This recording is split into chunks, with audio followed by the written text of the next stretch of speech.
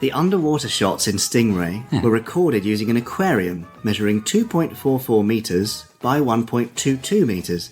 That's 8 feet by 4 feet. I see. And made of 1.3 centimetre, that's half inch, thick plate glass. Right. The model craft never entered the water, but was flown on wires behind the 9,000-litre tank. Ah. That's 2,000 gallons. Yeah, I see. So they didn't actually ever get wet. No, exactly. So I think a lot of people are probably aware of how it's done, but some maybe you've never even considered it or weren't sure. Yeah. So yes, the Stingray model, when it was underwater... Yeah.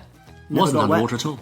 They had some fishes in the tank in the foreground, bubbled up some water. Sometimes they used Alka-Seltzer tablets, but most of the time they just had the bubble generating, oxygenating pump or whatever it was. Yeah.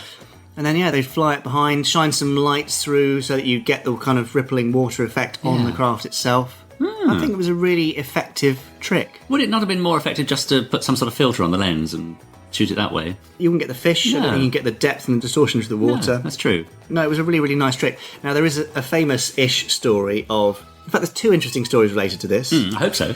One is how they worked out how to do it in the first place, because it was a new trick at the time.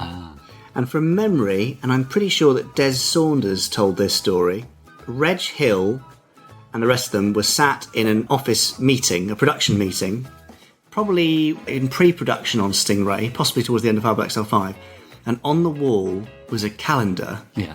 And the picture on that month was some tropical fish in a fish tank. And Reg Hill was staring at it and said, "I've got it.